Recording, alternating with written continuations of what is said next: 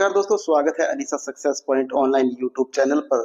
और आज की हम जो क्लास पढ़ेंगे वो पढ़ेंगे संत संप्रदाय की दूसरी क्लास। इससे पहले हम एक क्लास ट्रिक के साथ पढ़ चुके हैं। स्टार्ट करते हैं दूसरी क्लास को जम्बो जी के साथ। ठीक है, तो पढ़ते हैं जम्बो जी को। जाम्बो जी जो है ये क्या थे दोस्तों? बिश्नोई संप्रदाय जो है उनकी स्थापना करते हैं। ये कब करते हैं? 1485 ईस्वी के अंदर ये बिश्नोई संप्रदाय की स्थापना करते हैं। करते का है समराथल बीकानेर के अंदर ये करते हैं इसकी स्थापना। और इसकी जो प्रधान पीठ है वो मुकाम नोखा बीकानेर के अंदर इसकी प्रधान पीठ है। और जम्बो जी जो है दोस्तों उनके उपनाम कौन कौन से थे?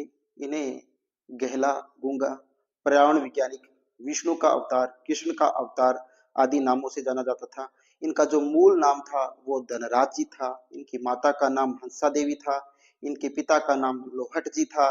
इन्होंने जो उपदेश दिए उनके बारे में, इनके जो ग्रंथ थे वो, अब इन सभी को हम पढ़ेंगे ट्रिक के माध्यम से। तो पढ़ते हैं। सबसे पहले स्टार्ट करते हैं हम किससे?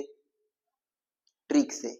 वही हमारा क्लास लाने का सबसे एक मेन मोटिव जो है वो यही है कि हम आपको ट्रिक से और इसी क्लास में आपको सब कुछ याद करवा दें। तो चलते हैं, देखिएगा ट्रिक, देखिएगा ट्रिक, देखिएगा।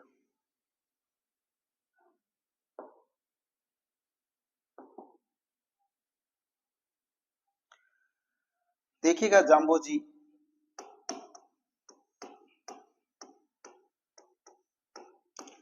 ट्रिक से पढ़ते हैं दोस्तों। ट्रिक है जाम्बो जी धन का पीपा लेकर मुकाम हासिल किया। मुकाम हासिल किया। क्या? कि ने जाम्बो जी ने धन का पीपा लेकर मुकाम हासिल किया।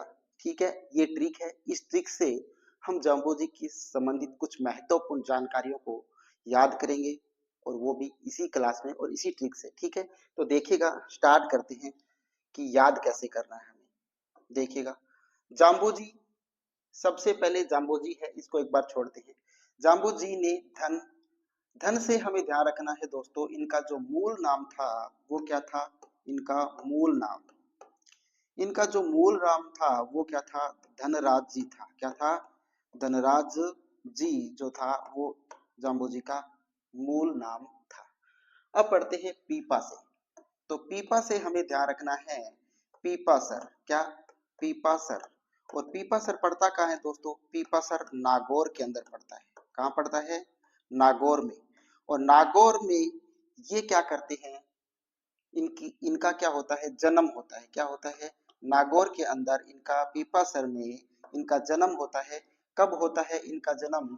इनका जो जन्म होता है वो 1451 ईस्वी के अंदर होता है। कब होता है? 1451 में पीपासर नागौर में क्या होता है? इनका जन्म होता है।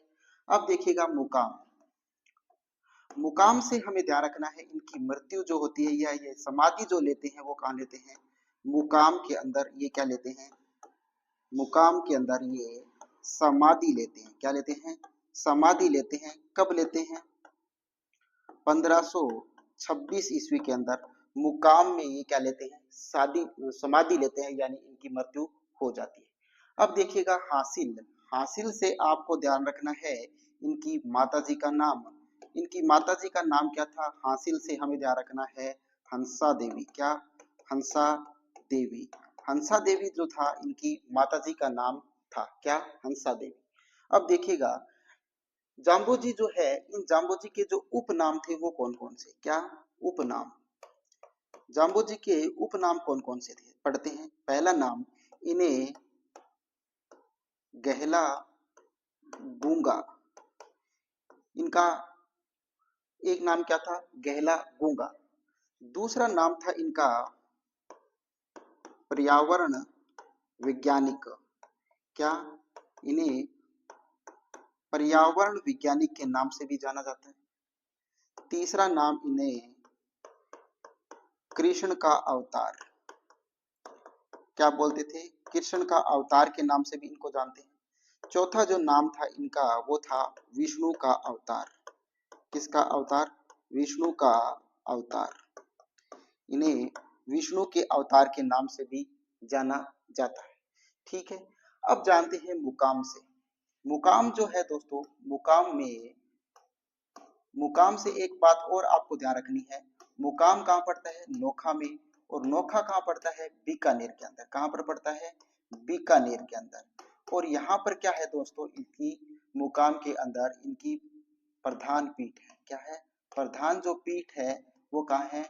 मुकाम नोखा के अंदर इनकी क्या है? प्रधान पीठ है। ओके, अब बात करते हैं कि जम्बोजी जो है वो स्थापित करते हैं किसको? विश्नोई संप्रदाय को। तो ये विश्नोई जो संप्रदाय है, इस विश्नोई संप्रदाय की जो स्थापना करते हैं, ये क्या करते हैं? विश्नोई संप्रदाय की जो स्थापना करते हैं वो कब करते हैं? वो करते हैं ये 1485 ईस्वी में। कब करते हैं? 1485 ईस्वी में स्थापना करते हैं। और स्थापना करते कहाँ हैं? वो करते हैं संबराथल में। कहाँ पर? संबराथल में ये इसकी स्थापना करते हैं। और संबराथल पड़ता कहाँ है दोस्तों? ये पड़ता है बीकानेर के अंदर। कहाँ पर पड़ता है? बीकानेर के अंदर संबराथल पड़ता है। ठीक है, हाँ, ये थी जाम्बोजी और कुछ विश्नोई संप्रदाय से संबंधित कुछ कहानी। अब देखिएगा, इनकी जो स्थापना समराथल में करते हैं विश्नोई, विश्नोई के अंदर जो नियम होते हैं विश्नोई संप्रदाय के अंदर, वो 20+9 नियम होते हैं। यानी इसीलिए इसे क्या कहते हैं? विश्व और नोई। यानी विश्नोई के अंदर कितने नियम होते हैं? विश्नोई संप्रदाय के अंदर वो 29 नियम होते हैं। कितने नियम होते हैं? 29 नियम होते हैं विश्नोई संप्रदाय के अंदर। ठीक है, अब पढ़ते हैं जम्बोजी से संबंधित प्रमुख इनके जो ग्रंथ थे। जाम्बोजी,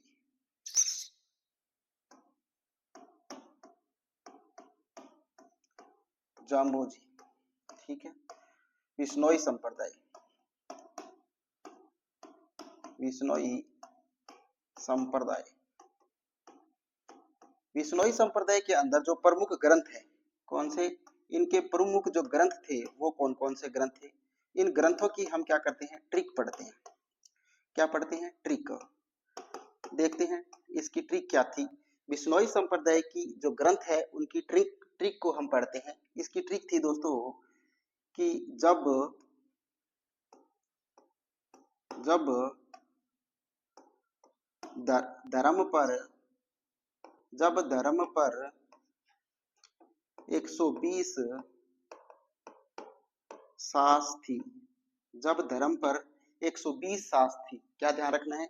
जब धर्म पर 120 सास थी। इस ट्रिक से हम क्या करेंगे?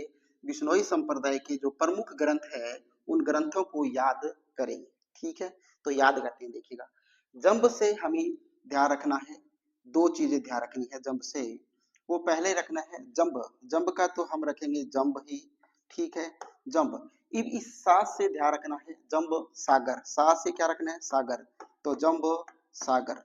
ठीक है, दूसरा जंब हमें रखना है जंब रखा। अब सह से हमें ध्यान रखना है संहिता।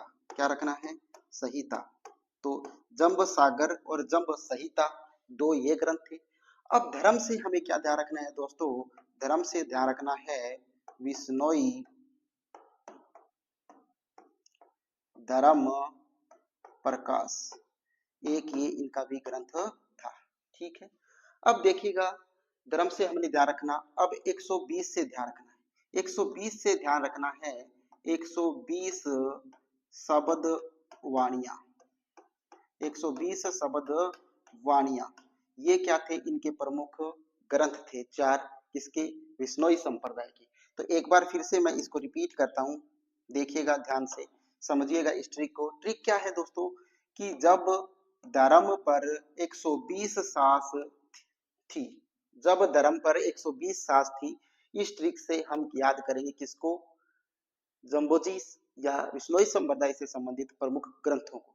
देखिएगा, जंब से हमें दो चीजें ध्यान रखनी है। एक तो जंब से हमें ध्यान रखना है जंब सागर, और एक जंब से रखना है जंब संहिता। ठीक है। अब धर्म से ध्यान रखना है विश्नोई धर्म प्रकाश। ठीक है। अब 120 से क्या ध्यान रखना है? 120 से हमें ध्यान रखना है, 120 क्या थी? शब्द वाणियां थी। तो ये क्या है? ग्रंथ है किसके? विश्नोई संप्रदाय की। ठीक है। अब पढ़ते हैं कि विश्नोई संप्रदाय के अंदर, विश्नोई संप्रदाय जो था दोस्तों, इस विश्नोई संप्रदाय के अंदर क्या है?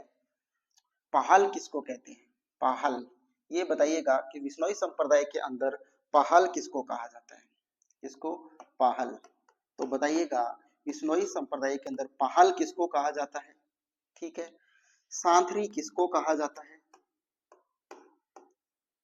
ठीक है। गोवलवास किसको कहा जाता है? गोवलवास किसको कहा जाता है? ये आप बताइएगा तीनों को, कि पाहल किसको कहा जाता है, सांथरी किसको कहा जाता है, और गोवलवास किसको कहा जाता है।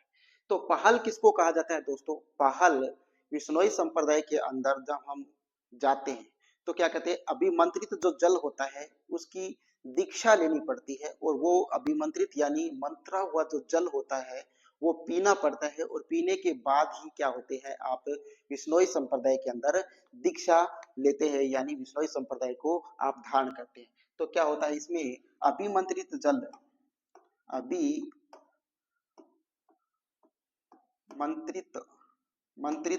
अभिमंत्रित जल की दीक्षा ली जाती है, उसे क्या बोलते हैं? अभिमंत्रित जो जल है उसकी दीक्षा ली जाती है विश्नोई संप्रदाय में आने के लिए, उसे क्या बोलते हैं? ये पहल बोलते हैं। अब पढ़ते हैं सांथरी किसे बोलते हैं। सांथरी जो बोलते हैं दोस्तों, ये किसको बोलते हैं? सांथरी उपदेश स्थल को। किसको? जहां पर उपदेश दिए जाते हैं वहां जो उपदेश स्थल होता है, इस उपदेश स्थल को ये क्या बोलते हैं? सांथरी बोलते हैं। ठीक है। अब पढ़ते हैं गोवलवास। गोवलवास किसे बोलते हैं? गोवलवास बोलते हैं संसार को। किसको बोलते हैं? संसार को ये क्या बोलते हैं? गोवलवास बोलते हैं। और ये बोलते हैं कि ये जो है अस्थाई होता है। क्या होता है? कि संसार जो है वो अस्थाई है। अस्थाई संसार को ये क्या बोलते हैं? गोवलवास बोलते हैं। ठीक है। तो अब बताइएगा कि यहाँ पर एक इनका क्या होता है? मंत्र होता है। क्या होता है? मंत्र होता है विश्नोई संप्रदाय के अंदर। वो मंत्र क्या होता है? विष्णु विष्णु तू, विष्णु विष्णु विष्णु विष्णु तू गण रे, विष्णु विष्णु तू रे प्राणी। ये क्या है? इनका मंत्र है। क्या है? ये इनका मंत्र होता है कि विष्णु विष्णु तू गण रे प्राणी। ये क्या है? इनका मंत्र है। ठीक है। अब हम पढ़ते हैं किसके बारे में? विश्नोई संप्रदाय की जो कहानी है वो थोड़ी आगे और पढ़ते हैं। देखिएगा, विश्नोई संप्रदाय के बारे में पढ़ते हैं कि एक संत थे जिनका नाम था विलोजी। एक संत थे जिनका नाम क्या था? संत थे विलोजी। संत विलोजी। संत विलोजी की रचना जिसमें जिसमें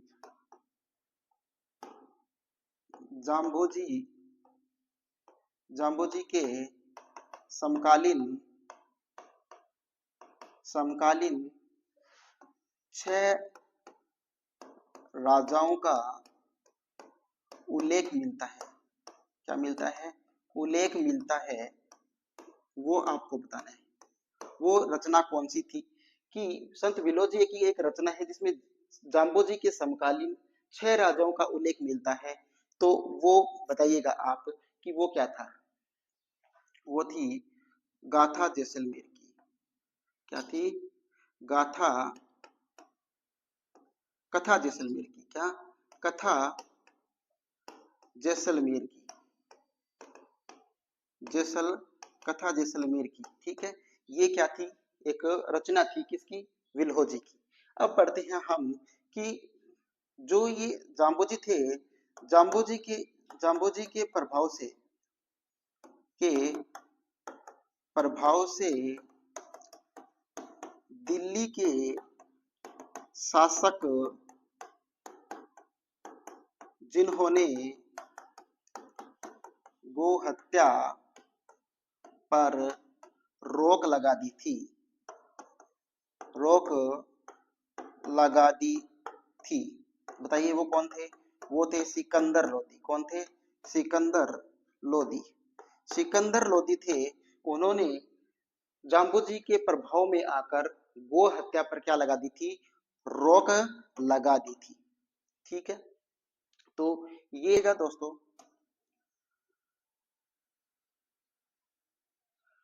देखिएगा, अब पढ़ते हैं जाम्बोजी से संबंधित धार्मिक स्थल। क्या पढ़ते हैं, जाम्बोजी से संबंधित,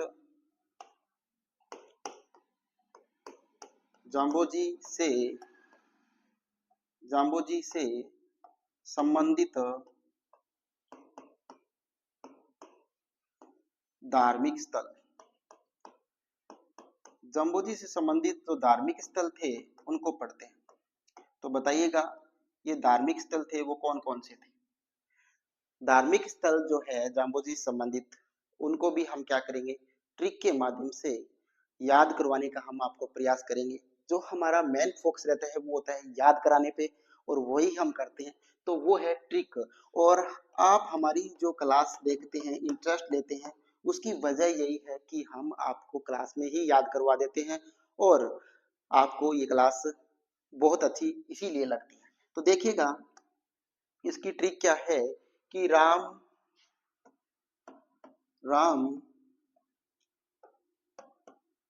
लोहे का रोट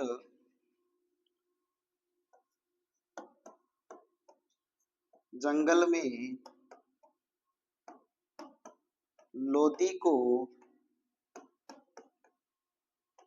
जमा करवाते हैं। क्या करते हैं, देखिएगा ट्रिक क्या है कि राम लोहे का रोट जंगल में लोदी को जमा करवाते हैं। इस ट्रिक से हम क्या याद करेंगे, जम्बोजी से संबंधित जो प्रमुख धार्मिक स्थल है इनके, उनको याद करेंगे। तो देखिए, याद करने का ट्रिक हम चलते हैं यहाँ पर। देखिए, राम से हमें क्या ध्यान रखना है, राम से हमें ध्यान रखना है रामड़ा वास। क्या रखना है, रामड़ा वास ध्यान रखना है।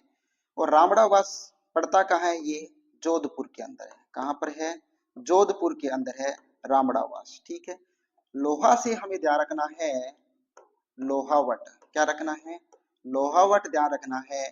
और लोहावट भी कहाँ है दोस्तों, ये भी कहाँ है, जोधपुर के अंदर है लोहावट। ठीक है, अब रोट से हमें ध्यान रखना है, रोट जो है वो, उसको ध्यान रखना है रोटू से। किससे, रोटू से। और रोटू कहाँ है दोस्तों, ये है बीकानेर के अंदर। कहाँ है, बीकानेर के अंदर है रोटू। ठीक है, रोटू कहाँ है, सॉरी, रोटू कहाँ है, नागौर के अंदर है। रोटू कहाँ है, नागौर के अंदर है ये।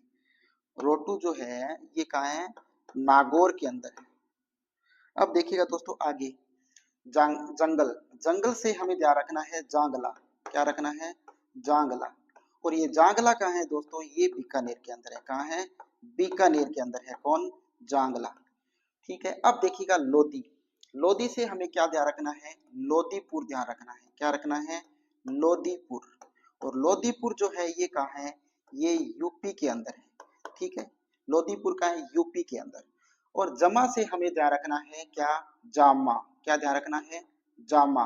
और जामा कहाँ है दोस्तों, फालोदी के अंदर है। कहाँ है, फालोदी के अंदर। और फालोदी कहाँ है, जोधपुर के अंदर है। ठीक है, तो ये है प्रमुख धार्मिक स्थल किससे संबंधित, जाम्बोजी से संबंधित। ठीक है, मैं एक बार फिर से इसको रिपीट करता हूँ, ट्रिक को देखिए कि जाम्बोजी से संबंधित प्रमुख धार्मिक स्थल कौन कौन से हैं उनको। तो धार्मिक, राम लोहे का रोट जंगल में लोदी को जमा करवाते हैं। क्या, कि राम है वो लोहे का रोट है, रोट मतलब रोटी, को जंगल में लोदी को जमा करवाते हैं। देखिएगा अब पढ़ते हैं। राम से हमें क्या ध्यान रखना है, राम से हमें ध्यान रखना है रामड़ावास, जो कहां पर पड़ता है, जोधपुर के अंदर पड़ता है। लोहे से ध्यान रखना है लोहावट, जो कहां पर पड़ता है, जोधपुर में। रोड से हमें ध्यान रखना है रोटू, रोटू कहां पर पड़ता है, नागौर में पड़ता है। जंगल से हमें ध्यान रखना है जांगला, जांगला कहां पर पड़ता है, बीकानेर के अंदर पड़ता है। लोधी से हमें ध्यान रखना है लोधीपुर, और लोधीपुर जो पड़ता है वो कहां पर पड़ता है, यूपी में पड़ता है, उत्तर प्रदेश में पड़ता है। और जमा से हमें ध्यान रखना है जामा, और जामा कहां पर पड़ता है, फालोदी में। जामा कहां है, जामा, जामा कहाँ है दोस्तों, फालोदी के अंदर है। कहाँ है, फालोदी के अंदर है। और फालोदी कहाँ है, जोधपुर के अंदर है। तो ये क्या है, प्रमुख ट्रिक है किसकी, धार्मिक स्थलों की, जाम्बोजी से संबंधित। ठीक है, पढ़ते हैं दादू दयाल जी को। किसको पढ़ते हैं, दादू संप्रदाय, दादू संप्रदाय को हम पढ़ते हैं। दादू संप्रदाय है, इसकी स्थापना कौन करते हैं, दादू संप्रदाय की जो स्थापना करते हैं वो कौन करते हैं, स्थापना जो करते हैं वो करते हैं दादू दयाल जी। कौन करते हैं, दादू दयाल जी। कौन करते हैं, दादू दयाल जी क्या करते हैं, इसकी स्थापना करते हैं। दादू दयाल जी जो है अपना जो पहला उपदेश देते हैं, पहला उपदेश ये जो देते हैं वो कहाँ देते हैं, पहला उपदेश ये देते हैं सांबर जयपुर के अंदर। कहां पर, सांबर, और सांबर कहाँ है, जयपुर के अंदर है। सांबर जयपुर में अपना पहला उपदेश देते हैं, कब, 1568 ईस्वी के अंदर देते हैं। ठीक है, अब बात करते हैं कि जो दादू दयाल जी जो है, वो दादू दयाल जी लोदीराम ब्राह्मण को, लोदीराम नामक एक क्या था, ब्राह्मण था। इस लोदीराम ब्राह्मण को ये क्या मिलते हैं, साबरमती नदी में मिलते हैं। कौन सी नदी में मिलते हैं, साबरमती जो नदी है उसमें ये मिलते हैं। ठीक है, और इन्हीं दादू दयाल जी को क्या कहा जाता है, इन्हें राजस्थान का कबीर कहा जाता है। क्या कहा जाता है, राजस्थान का कबीर जो कहा जाता है वो किसको कहा जाता है, दादू दयाल जी को कहा जाता है। दादू खोल नाम की एक क्या है, इनकी समाधि है। क्या, दादू खोल, दादू खोल, दादू खोल, दादू खोल इनका क्या है, एक प्रसिद्ध इनका समाधि स्थल है, जो कहां पर स्थित है, वो बहराणा के अंदर स्थित है। कहां, बहराणा, बहराणा के अंदर स्थित है, बहराणा नैराणा के अंदर ये क्या है, स्थित है। ठीक है, दादू संप्रदाय की जो लोग होते हैं वो जब अभिवादन करते हैं तो क्या कहते हैं, दादू संप्रदाय के लोग जब अभिवादन करते हैं, क्या करते हैं, अभिवादन करते हैं, तो अभिवादन के वक्त ये क्या बोलते हैं, ये बोलते हैं सत्य राम। क्या बोलते हैं, सत्य राम, ये बोलते हैं। क्या बोलते हैं, सत्य राम बोलते हैं। ठीक है, दादू दयाल जी जो है दोस्तों, दादू दयाल जी जब अकबर से इनकी मुलाकात होती है वो कब होती है, अकबर से मुलाकात, इनकी जो अकबर से मुलाकात होती है वो कब होती है, वो होती है 1585 के अंदर। कब होती है, 1585 के अंदर होती है। कहां पर होती है, फतेहपुर सीकरी में। फतेहपुर सीकरी के अंदर क्या होती है, इनकी इनकी मुलाकात होती है, किससे, अकबर से। ठीक है, अब हम पढ़ते हैं कि जो दादू दयाल जी थे, इनका जो उपदेश स्थल होता था उसको क्या बोलते हैं, ये अलख दरीबा बोलते थे। इनका जो उपदेश स्थल था उसको क्या बोलते थे, ये उपदेश स्थल,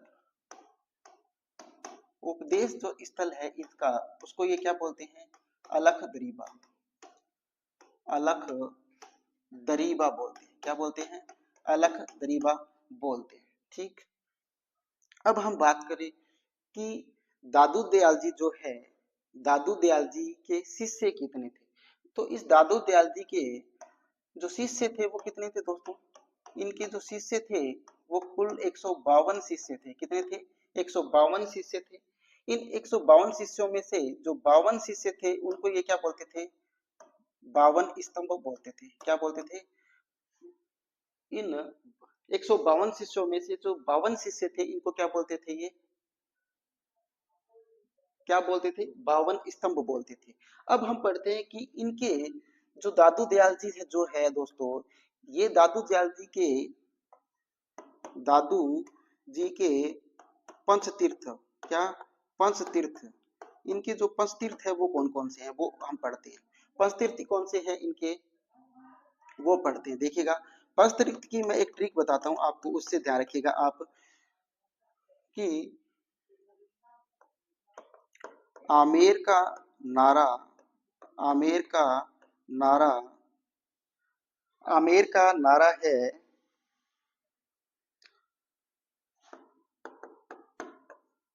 सांबर का कल्याण होगा। सांबर का क्या होगा, कल्याण होगा। वो होगा कहां पर इनका कल्याण, वो देखते हैं। ये कहते हैं कि क्या होगा, सांबर का कल्याण होगा, सांबर का कल्याण होगा बहरे लोगों से। किसे, बहरे लोगों से। तो देखिएगा ट्रिक क्या है इसकी, ट्रिक देखिएगा, ट्रिक देखिएगा कि आमेर का नारा है सांबर का कल्याण होगा बहरे लोगों से। ठीक है, तो आमेर एक तो इनका प्रमुख तीर्थ स्थल वो था क्या, आमेर। दूसरा क्या था, नारा से हमें रखना है नारायणा, नारायणा। ठीक है, सांबर से सांबर हो गया। ठीक है, कल्याण से कल्याणपुर हो गया, कल्याणपुर, कल्याणपुर हो गया। और भैरा से भैराणा हो गया, क्या हो गया, भैराणा। ये पांच क्या थे इनके प्रमुख पूजा स्थल थे। कौन कौन से, एक तो आमेर था, दूसरा नारायणा था, तीसरा सांबर था, चौथा कल्याणपुर था और पांचवा क्या था, भैराणा था। ये पांच क्या थे इनके प्रमुख पूजा स्थल थे। अब हम पढ़ेंगे दोस्तों, अब पढ़ेंगे दादू संप्रदाय से को कितने भागों में बांटा गया था। पढ़ते हैं कि दादू जो संप्रदाय था, दादू संप्रदाय को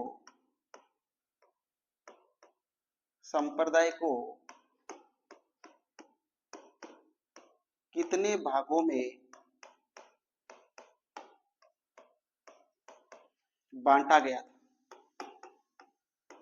बांटा गया था, कि दादू संप्रदाय है इसे कितने भागों में बांटा गया है। तो दादू संप्रदाय जो है दोस्तों, इसको 5 भागों में बांटा गया है। कितने भागों में, 5 भागों में इसको बांटा गया है। और इन पांचों भागों को हम याद करेंगे किससे, ट्रिक से। जो हमारा मेन मोटिव है वो है याद करवाना, और वो भी किसके माध्यम से, ट्रिक के माध्यम से। तो हम इनको देखिएगा, ट्रिक के माध्यम से पांचों भागों को याद करने का प्रयास करेंगे। देखिएगा ट्रिक, ट्रिक क्या है कि वीर नागा खाकी को उतार दे। देखिएगा ट्रिक है कि वीर नागा खाकी को उतार दे, खाकी को उतार दे। ठीक है, ये ट्रिक है। क्या, दादू संप्रदाय जो है उसको कितने भागों में बांटा गया, कि उसको 5 भागों में बांटा गया है। और वो या 5 भाग हम याद करेंगे किससे, कि वीर नागा खाकी को उतार दे, इससे याद करेंगे। देखिएगा कैसे ध्यान में रखेंगे हम इसको। वीर से हमें ध्यान रखना है विरक्त, क्या रखना है, विरक्त, विरक्त संप्रदाय। ठीक है, नागा से हमें क्या ध्यान रखना है, नागा संप्रदाय, क्या, नागा संप्रदाय। ठीक है, खाकी से हमें ध्यान रखना है खाकी संप्रदाय। ठीक है, और खास खाकी से एक और ध्यान रखना है दोस्तों, वो है खालसा संप्रदाय। क्या, खालसा संप्रदाय, खालसा संप्रदाय। और उत्तर दे से हमें ध्यान रखना है उत्तरादे, क्या, उत्तरादे संप्रदाय। ये 5 संप्रदाय हैं। देखिएगा कौन कौन से हैं, एक बार फिर से मैं रिपीट करता हूं इनको। देखिएगा कि वीर नागा खाकी को उतार दे, वीर से हमें रखना है विरक्त संप्रदाय, नागा से ध्यान रखना है नागा संप्रदाय, खाकी से हमें रखना है खाकी संप्रदाय, और एक खालसा संप्रदाय, और उत्तरादे से रखना है उत्तरादे संप्रदाय। ये 5 संप्रदाय है, ठीक है। अब हम पढ़ते हैं विरक्त संप्रदाय। विरक्त संप्रदाय में क्या होता है, ठीक है। तो विरक्त जो संप्रदाय है दोस्तों, ये विरक्त संप्रदाय में रमते फिरते घरस्थ जो साधु होते हैं वो कौन से होते हैं, वो होते हैं विरक्त संप्रदाय वाले। कौन से, जो रमते फिरते गृहस्थी वाले जो साधु होते हैं वो होते हैं विरक्त संप्रदाय वाले साधु, ठीक है। और इनके जो प्रवर्तक थे, इनके जो प्रवर्तक हैं वो कौन है, इनके जो प्रवर्तक है वो है गरीबदास जी। कौन है, गरीबदास जी। गरीबदास जी है वो क्या है, इसके गरीबदास जी इसके प्रवर्तक है। अब पढ़ते हैं नागा संप्रदाय। नागा संप्रदाय के जो लोग होते हैं या साधु जो होते हैं वो क्या होते हैं, हथियारधारी होते हैं। क्या होते हैं, हथियारधारी, हथियारधारी, यानी ये क्या रखते हैं, अपने पास हथियार रखते हैं। कौन, नागा जो साधु होते हैं वो अपने पास क्या रखते हैं, हथियार रखते हैं। और इनके जो प्रवर्तक हैं, इनके जो प्रवर्तक है वो कौन है दोस्तों, वो है सुंदरदास जी। कौन है, सुंदरदास जी। सुंदरदास जी है वो क्या है, इनके प्रवर्तक है, जिन्हें राजस्थान का दूसरा शंकराचार्य कहा जाता है। इन्हें क्या कहा जाता है, राजस्थान का दूसरा शंकराचार्य, राजस्थान का दूसरा शंकराचार्य, शंकराचार्य कहा जाता है, ठीक है। एक बात और यहाँ पर बता देता हूँ लगे हाथों कि इन्होंने टोटल जो 42 ग्रंथ लिखे थे। कितने ग्रंथ लिखे थे, इन्होंने टोटल 42 ग्रंथ लिखे थे, ठीक है। अब देखिए खाकी संप्रदाय। खाकी संप्रदाय के अंदर क्या होता है, खाकी संप्रदाय वाले लोग जो होते हैं वो क्या होते हैं दोस्तों, वो खाकी संप्रदाय वाले जो लोग जो साधु होते हैं वो क्या करते हैं, वो जटाएं रखते हैं और अपने शरीर पर क्या रखते हैं, भस्म लगाए रखते हैं। तो ये क्या रखते हैं, अपने शरीर पर क्या रखते हैं, शरीर पर भस्म, शरीर पर भस्म व जटाएं रखते हैं। क्या रखते हैं, शरीर पर भस्म लगाए रखते हैं और जटाएं रखते हैं। कौन, खाकी संप्रदाय वाले जो साधु होते हैं वो। अब देखिए खालसा संप्रदाय। खालसा संप्रदाय जो है दोस्तों, इस खालसा संप्रदाय के जो साधु होते हैं वो क्या कहते हैं, खालसा संप्रदाय वाले जो साधु होते हैं वो शिष्य परंपरा को मानने वाले होते हैं। क्या होते हैं, शिष्य जो परंपरा होती है, शिष्य परंपरा, शिष्य परंपरा को मानने वाले होते हैं। क्या होते हैं, मानने वाले होते हैं, शिष्य परंपरा को मानने वाले ये होते हैं। कौन से, खालसा संप्रदाय वाले साधु। अब आते हैं उत्तरादे।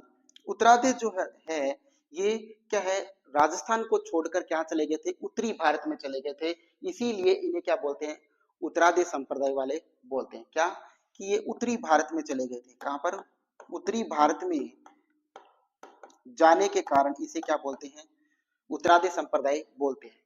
और उत्तरादे संप्रदाय के जो प्रवर्तक है वो कौन है, इसके जो प्रवर्तक है वो कौन है, वो है बनवारी, बनवारी दास। कौन है, बनवारी दास। और बनवारी दास जो है वो कहाँ के हैं दोस्तों, हरियाणा के, ठीक है। और देखिए विरक्त संप्रदाय, ठीक है। और विरक्त संप्रदाय के बाद नागा संप्रदाय, खाकी, खालसा, और हमने उत्तरदायी और खाकी संप्रदाय को पढ़ा यहाँ पर, ठीक है।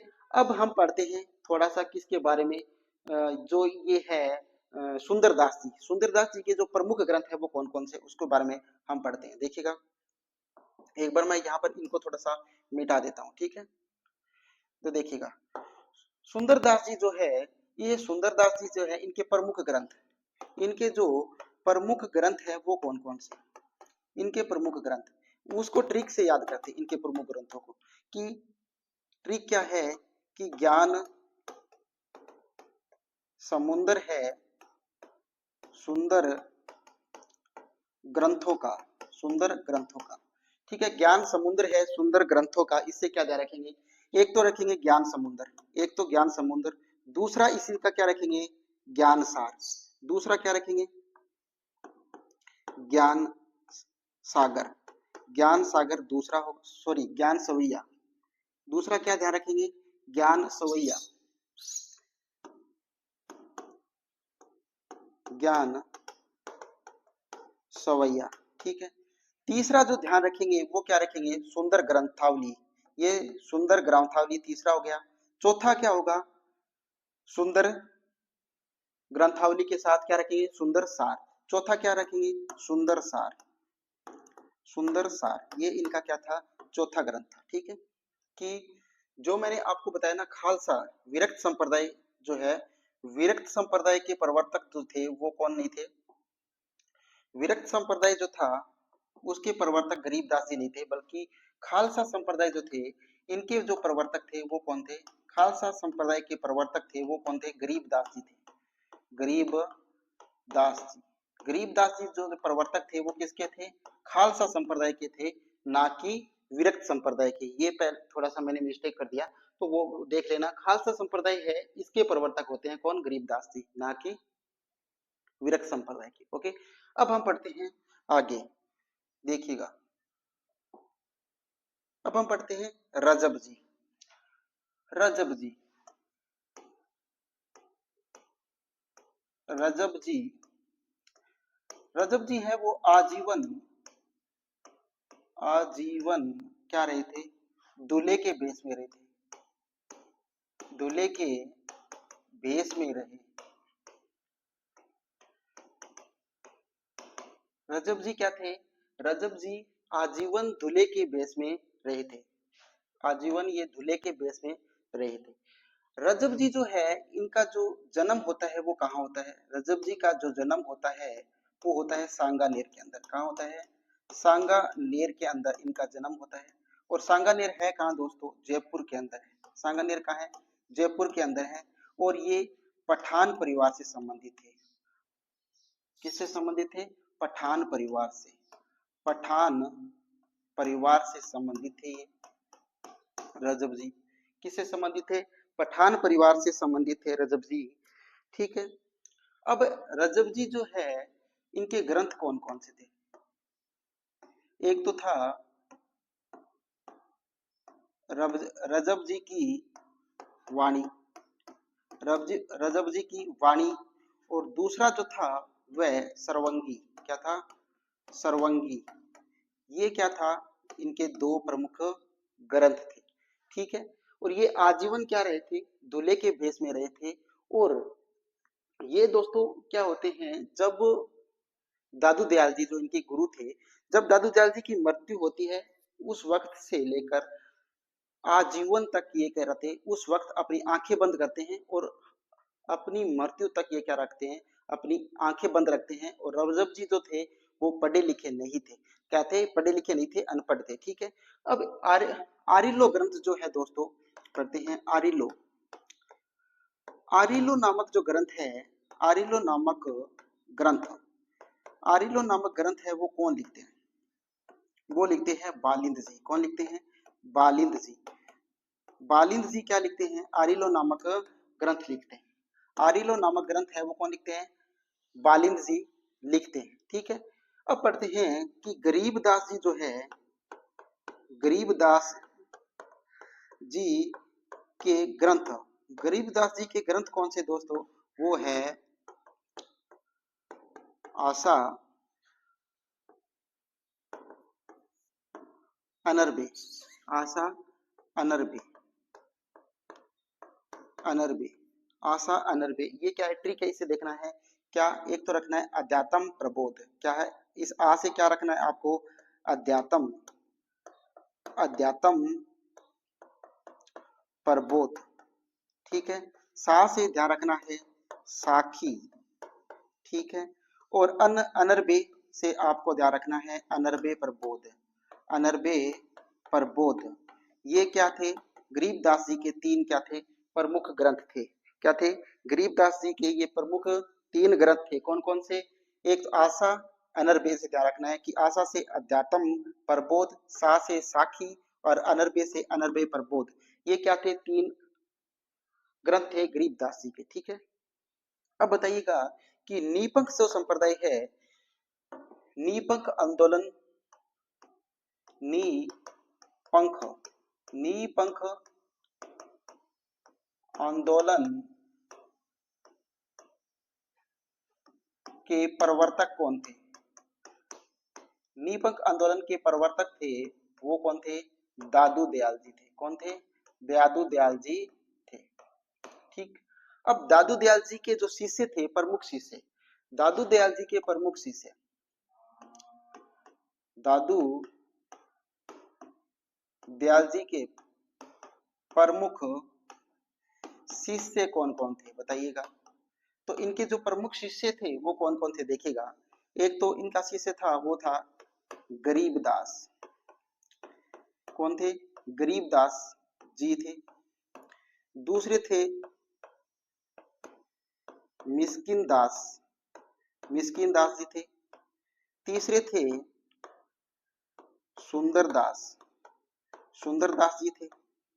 चौथे थे जगन्नाथ, जगन्नाथ जी थे। एक इनके बालिंद जी थे, बालिंद जी थे। एक बखना जी थे। ठीक है, तो ये क्या थे? इनके प्रमुख कुछ शिष्य थे। ठीक है, गरीबदास जी इनके पुत्र थे, मिस्किन दास जी इनके पुत्र थे, सुंदरदास जी जिन्हें राजस्थान का दूसरा शंकराचार्य कहा जाता है, इन्होंने 52 ग्रंथ लिखे थे। और जगन्नाथ जी और बखना जी और बालिंद जी, सुंदरदास जी मैंने आपको बता दिया है। तो ये कुछ प्रमुख इनके क्या थे? शिष्य थे। उनके 52 शिष्य हुआ करते थे। 52 शिष्यों को क्या कहा जाता था? इनके 52 स्तंभ कहा जाता था। तो ये था दादू संप्रदाय। अब हम थोड़े और जो महत्वपूर्ण संप्रदाय है उनके बारे में चर्चा करते हैं। ठीक है, सबसे पहले मैं यहाँ पर चर्चा करूंगा, देखिएगा के बारे में पढ़ते हैं। तो देखिए धन्ना जी, संत धन्ना जी, धन्ना जी के बारे में पढ़ते हैं। ठीक है, धन्ना जी है राजस्थान में भक्ति आंदोलन के, भक्ति आंदोलन के, भक्ति आंदोलन के प्रवर्तक, प्रवर्तक कौन है? संत धन्ना जी। कौन है? संत धन्ना जी है। वो क्या है? राजस्थान में भक्ति आंदोलन के जो प्रवर्तक है वो संत धन्ना जी है। संत धन्ना जी का जो जन्म हुआ था वो कहाँ हुआ था? इनका जन्म जो हुआ था वो हुआ था धुवन गांव में। कहाँ हुआ था? धुवन गांव के अंदर इनका जन्म हुआ था। धुवन गांव पड़ता कहाँ है? टोंक के अंदर पड़ता है। और टोंक के ये जाट परिवार से संबंधित थे। किससे? जाट परिवार से संबंधित थे। कौन? धन्ना जी। ठीक है, ठीक है। अब बताइएगा कि धन्ना जी जो है, इनकी जो रचना है, इनके जो कुछ पद है, उनको क्या कहा जाता है? धन्ना जी की आरती कहा जाता है। ठीक है, तो धन्ना जी के पदों को कहा जाता है, धन्ना जी के पदों को क्या कहा जाता है? धन्ना जी की आरती कहा जाता है। धन्ना जी की क्या कहा जाता है? आरती कहा जाता है। धन्ना जी के कुछ पद मिलते हैं। धन्ना जी के कुछ जो पद है वो मिलते हैं। कहाँ पर मिलते हैं? धन्ना जी के कुछ पद मिलते हैं, वो गुरु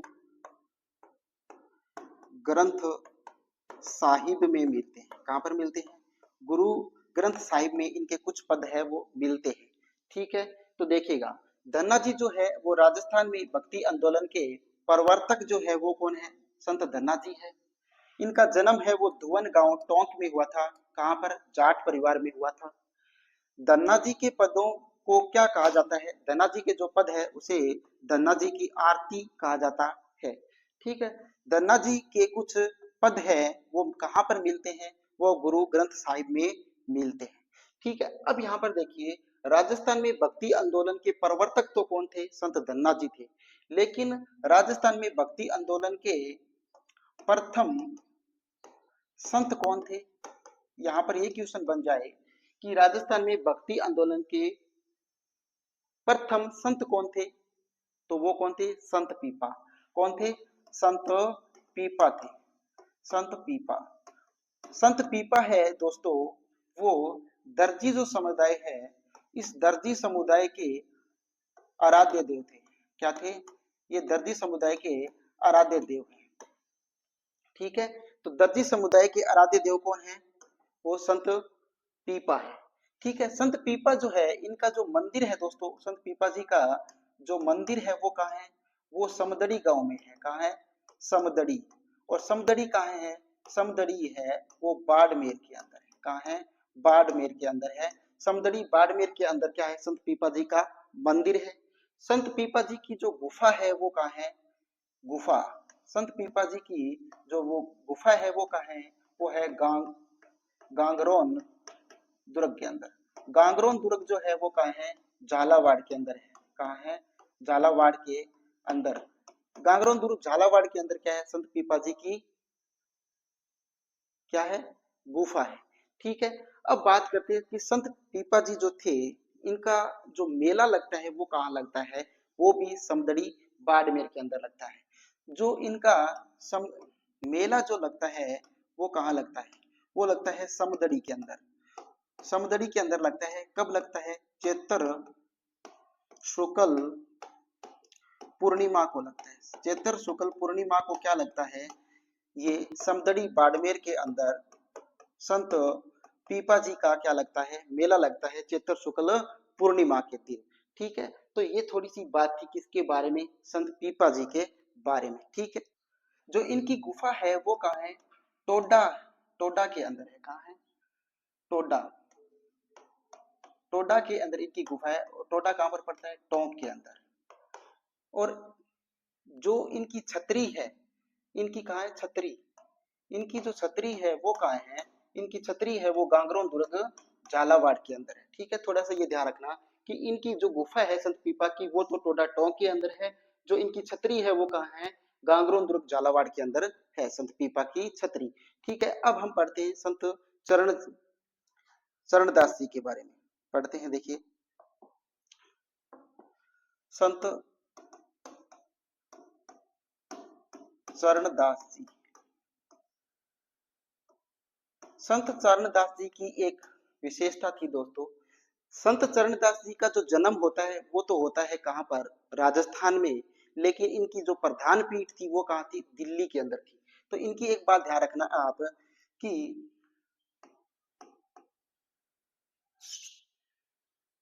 इनका जन्म जो है, इनका जन्म राजस्थान में होता है। राजस्थान में होता है, लेकिन इनकी प्रधान पीठ, इनकी जो प्रधान पीठ है वो कहाँ थी? वो दिल्ली में। प्रधान पीठ कहाँ है इनकी? दिल्ली के अंदर है। ठीक है, अब चरणदास जी जो थे वो राजस्थान के ऐसे क्या संत जिनका जन्म तो राजस्थान में हुआ था लेकिन उनकी प्रधान पीठ है वो दिल्ली में थी। कौन थे वो? तो वो चरणदास जी थे। चरणदास जी जो है वो वस्त्र कैसे पहनते थे? चरणदास जी है कैसे वस्त्र पहनते थे दोस्तों? पीले रंग की वस्त्र पहनते थे। कैसे रंग के? पीले रंग के वस्त्र पहनते थे। अब बात करते हैं कि संत चरणदास जी है, इनकी दो शिष्य थी। इनके जो शिष्य थे वो कितने शिष्य थे? इनके दो शिष्य थी। इनकी दो शिष्य थी। एक का नाम था सहजोबाई। एक का नाम था क्या? सहजोबाई। और एक का नाम था दयाबाई। क्या था? दयाबाई। इनकी दो शिष्य थी, एक तो सहजोबाई, एक दयाबाई। ठीक है, अब बात करते हैं कि संत चरणदास जी तो है, इनके प्रमुख ग्रंथ, इनके जो प्रमुख ग्रंथ है वो कौन कौन से? इनके प्रमुख ग्रंथों को पढ़ेंगे, वो भी किससे? ट्रिक से पढ़ेंगे। किससे पढ़ेंगे? ट्रिक से पढ़ेंगे। संत चरणदास जी के ग्रंथ चूज करेंगे आप। मैंने उसका डायग्राम बना लिया, उस डायग्राम से इसको पढ़ते हैं। तो देखिएगा, इसका डायग्राम हम पढ़ते हैं। पहले जो संत संप्रदाय है उनके बारे में पढ़ेंगे। तो देखिएगा संत संप्रदाय के बारे में मैं यहाँ पर स्टार्ट करता हूँ। ओके, देखिएगा कि जो संप्रदाय पहले नाम दे रखा है कि संप्रदाय है वो कौन सा है। संप्रदाय है प्रणामी संप्रदाय। प्रणामी संप्रदाय जो है, इस प्रणामी संप्रदाय के प्रवर्तक कौन है? इस प्रणामी संप्रदाय के जो प्रवर्तक है वो है प्राणनाथ जी। इनका उपनाम था वो क्या था? मेहरराज जी था। क्या ध्यान रखना है? संप्रदाय कौन सा है? प्रणामी संप्रदाय है। इसके प्रवर्तक कौन है? प्राणनाथ जी। इनका उपनाम क्या है? मेहरराज जी है। ठीक। अब इनका जन्म कहाँ हुआ था? इनका जन्म हुआ था वो जामनगर के अंदर हुआ। जामनगर कहाँ पर पड़ता है? गुजरात के अंदर। तो जो प्रणामी संप्रदाय के प्रवर्तक प्राणनाथ जी थे, इनका जन्म कहाँ होता है? जामनगर के अंदर होता है। इनकी जो प्रधान पीठ है प्रणामी संप्रदाय की, वो पन्ना मध्य प्रदेश के अंदर है। कहाँ है? पन्ना मध्य प्रदेश के अंदर इसकी क्या है? प्रधान पीठ है किसकी? प्रणामी संप्रदाय की। और प्राणनाथ जी के जो गुरु थे उनका नाम था निजानंद। क्या था? निजानंद। प्रणामी संप्रदाय के प्रवर्तक प्राणनाथ जी के गुरु थे निजानंद। ठीक है। इनके ग्रंथ या प्रमुख जो पुस्तकें थी वो कौन सी है? वो है कुजलम स्वरूप या तारतम सागर। तो प्रणामी संप्रदाय की जो प्रमुख ग्रंथ या पुस्तक है वो क्या है? कुजलम स्वरूप और दूसरी है तारतम सागर। ठीक है। विशेष विवरण। विशेष विवरण में क्या है? ये बुंदेलखंड के राजा छत्रसाल इनके परम भगत थे। यानी ये क्वेश्चन बन जाए कि बुंदेलखंड के राजा छत्रसाल किस संप्रदाय के क्या थे? भगत थे। तो वो प्रणामी संप्रदाय के प्रमुख रूप से क्या थे? भक्त थे। ठीक है, तो ये बात ध्यान रखना। अब पढ़ते हैं हम दूसरा संप्रदाय। कौन सा संप्रदाय पढ़ेंगे? दूसरा संप्रदाय हम पढ़ेंगे। दूसरा संप्रदाय कौन सा है देखिएगा, वो है लालदासी संप्रदाय। कौन सा संप्रदाय? लालदासी संप्रदाय। तो दोस्तों लालदासी संप्रदाय है, इसके प्रवर्तक कौन है? प्रवर्तक है वो है लालदास जी। कौन है? लालदासी संप्रदाय के प्रवर्तक है कौन? लालदास जी। इनका जो जन्म हुआ था वो कहाँ हुआ था? धौलीधुप अलवर के अंदर हुआ था। तो लालदास जी का जो जन्म होता है वो कहाँ होता है? धौलीधुप अलवर के अंदर होता है। इनकी जो प्रधान पीठ है वो कहाँ है? नगला जाज भरतपुर के अंदर है। नगला जाज कहाँ है? भरतपुर के अंदर इनकी प्रधान पीठ है लालदासी संप्रदाय की। इनके गुरु कौन थे? वो थे गदन चिश्ती। इनके गुरु कौन थे? गदन चिश्ती थे। इसका विशेष विवरण है कि इस संप्रदाय के साधु स्वयं कमाकर खाते हैं। एक चीज इंपॉर्टेंट है यहाँ पर कि ऐसा कौन सा संप्रदाय है जिसके साधु मांग कर नहीं खाते हैं, कमाकर खाते हैं? तो वो है लालदासी संप्रदाय के साधु कमाकर खाते हैं, मांग कर नहीं खाते। और इनकी जो प्रधान पीठ है वो कहाँ है? नगला भरतपुर के अंदर है। इनका जो जन्म स्थान हुआ था वो कौन सा? धौलीधुप अलवर था। ठीक है। अब पढ़ते हैं तीसरा संप्रदाय, निरंजनी संप्रदाय। देखिएगा तीसरा संप्रदाय जो हम पढ़ेंगे वो है निरंजनी संप्रदाय। निरंजनी संप्रदाय के प्रवर्तक कौन थे? निरंजनी संप्रदाय के प्रवर्तक हरिदास जी थे। कौन थे? निरंजनी संप्रदाय के प्रवर्तक कौन थे? हरिदास जी थे। इनका जो जन्म होता है वो कापड़ोद नागौर के अंदर होता है। हरिदास जी का जन्म कहाँ होता है? कापड़ोद नागौर के अंदर होता है। जो ग्रंथ था वो था मंत्र राज प्रकाश हरि पुरुष की वाणी। ये क्या था? निरंजनी संप्रदाय का ग्रंथ है। कौन सा? मंत्र राज प्रकाश हरि पुरुष की वाणी। ये क्या है? प्रमुख ग्रंथ है। प्रधान पीठ कहाँ है इनकी? वो गढ़ा डीडवाना नागौर के अंदर क्या है? इनकी प्रमुख पीठ है। कौन सी? निरंजनी संप्रदाय की जो प्रधान पीठ है वो गाडा डीडवाना नागौर के अंदर है। विशेष विवरण है इसका कि इन्हें कलयुग का वाल्मीकि कहा जाता है। अब क्वेश्चन यहाँ पर बन सकता है कि राजस्थान में कलयुग का वाल्मीकि किस संत को कहा जाता है?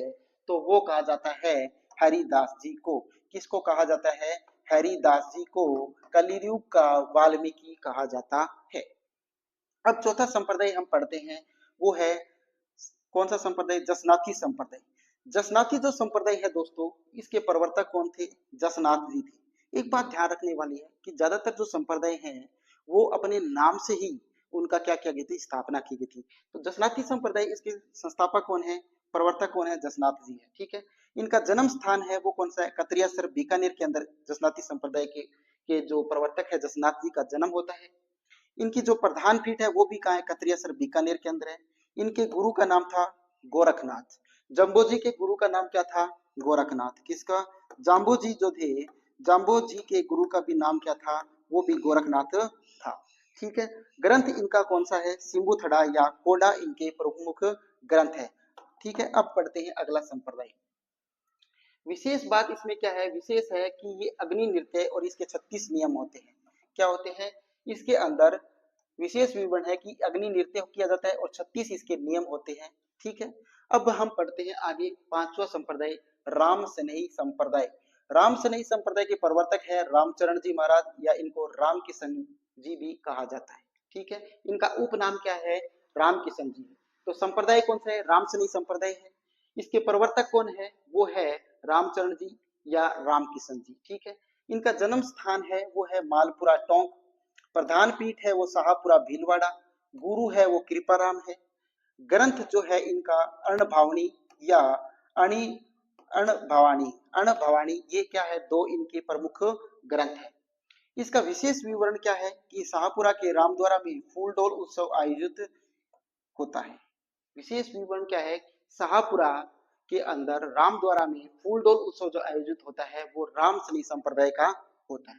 ठीक है, अब पढ़ते हैं छठा संप्रदाय की रैण शाखा। रैण शाखा जो है इसके प्रवर्तक कौन है, रैण शाखा के प्रवर्तक जो है वो दरियाव जी है। ये थोड़ा सा ध्यान रखना पड़ेगा कि रैण शाखा के प्रवर्तक कौन है, दरियाव जी है। इनका जन्म स्थान है वो जतारण पाली के अंदर इनका जन्म होता है। इनकी प्रधान पीठ जो है वो रैण नागौर में है, ये तो ध्यान रखने वाली बात है नहीं। गुरु है वो प्रेमदास जी है, इनके गुरु कौन है, प्रेमदास जी है।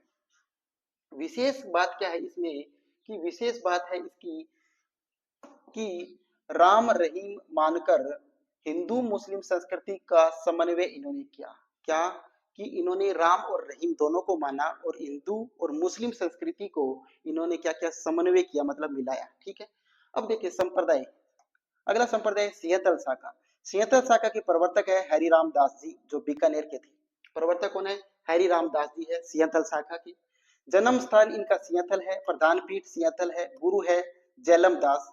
ग्रंथ है इनका निशानी। जो निशानी ग्रंथ है वो किस संप्रदाय से संबंधित है, क्वेश्चन बन सकता है कि निशानी जो ग्रंथ है वो किस संप्रदाय से संबंधित है, तो वो है सिंहतल शाखा से। अब पढ़ते हैं आठवां संप्रदाय की खेड़ापा शाखा। खेड़ापा शाखा के प्रवर्तक कौन है, रामदास जी है। जन्म स्थान होता है बीकमकोर जोधपुर में, प्रधान पीठ है खेड़ापा जोधपुर में, गुरु है हरिराम दास जी। ठीक है, अब पढ़ते हैं हम इसका अगला संप्रदाय। अगला संप्रदाय है वो कौन सा है, वो है निष्कलंक संप्रदाय। कौन सा है, निष्कलंक संप्रदाय। निष्कलंक संप्रदाय के प्रवर्तक है संत माऊ जी। ये इंपॉर्टेंट क्वेश्चन बन सकता है यहाँ पर। ठीक है, तो निष्कलंक संप्रदाय के जो प्रवर्तक है वो कौन है, वो है संत माऊ जी। संत माऊ जी का जो जन्म होता है वो सांवला डूंगरपुर के अंदर होता है। संत माऊ जी का जो जन्म होता है वो कहाँ होता है, सांवला डूंगरपुर में। इनकी प्रधान पीठ भी सांवला डूंगरपुर है। ग्रंथ है इनका चोपड़ा। तो ये क्वेश्चन यहाँ पर बन सकता है कि चोपड़ा जो ग्रंथ है वो किस संप्रदाय से संबंधित है, तो वो है निष्कलंक संप्रदाय से। विशेष विवरण है इसका, बणेश्वर धाम प्रसिद्धि दिलाई। बणेश्वर धाम को जो प्रसिद्धि दिलाई थी वो किसने दिलाई थी, संत माऊ जी ने दिलाई थी। ठीक है, अब पढ़ते हैं संप्रदाय चरणदासी संप्रदाय। चरणदासी संप्रदाय के बारे में थोड़ा पढ़ते हैं, देखिएगा। चरणदासी संप्रदाय, चरणदासी संप्रदाय जो है इसके प्रवर्तक है चरणदास जी, यानी रणजीत इनका नाम था, मूल नाम रणजीत था। चरणदासी संप्रदाय की स्थापना करते हैं। इनका जन्म स्थान है वो डेहरा है, अलवर है। दोस्तों इस चरणदासी संप्रदाय से हमेशा क्वेश्चन बन के आता है, तो इसको थोड़ा सा ध्यान से देखिएगा। ठीक है, तो प्रवर्तक है चरणदास जी, रणजीत इनका मूल नाम था। जन्म स्थान डेहरा अलवर, प्रधान पीठ जो है इनकी दिल्ली की है।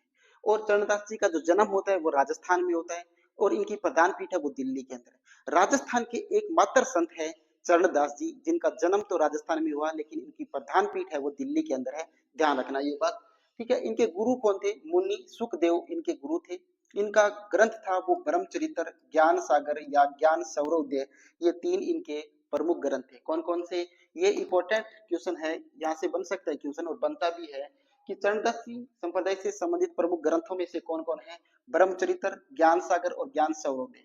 विशेष विवरण है कि नादिर शाह के आक्रमण की भविष्यवाणी इन्होंने की थी। दयाबाई और सहजोबाई शिष्य इनकी थी और इन्होंने 42 नियम दिए थे।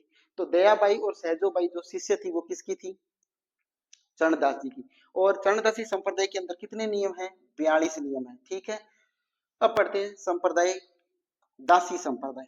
तो दासी संप्रदाय है उसकी प्रवर्तक कौन है, मीराबाई है। जन्म स्थल कुंडली पाली है, प्रधान पीठ मेड़ता नागौर, गुरु जीव गोस्वामी रैदास। ग्रंथ है राग सोरठा, पदावली, रुक्मणी मंगल।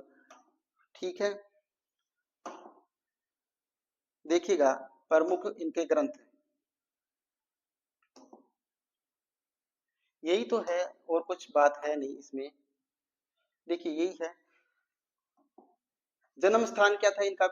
कुड़की पाली। प्रधान पीठ मेड़ता नागौर। गुरु थे जीव गोस्वामी रैदास। ग्रंथ था राग सोरठा, पदावली और रुक्मणी मंगल। विशेष वीण राजस्थान की राधा इन्हें कहा जाता है। अंतिम समय द्वारका में इन्होंने बिताया था। ठीक है, तो ये थी जो एक महत्वपूर्ण क्लास में आपके लिए लेके आया, संत संप्रदाय से संबंधित। दो क्लासें बना चुके हैं, इससे पहले भी एक क्लास इसी प्रकार ट्रिक से हम बना चुके हैं। तो देखिएगा दोनों क्लासों को। दोनों क्लास आप एक बार देखोगे तो आपको याद हो जाएगा। दोस्तों क्लासें अच्छी लगी है तो इस क्लास को आप ज्यादा से ज्यादा शेयर कीजिएगा। Alisa success point YouTube channel को सब्सक्राइब कीजिएगा और अपने दोस्तों से भी करवाइएगा। जय हिंद, जय भारत।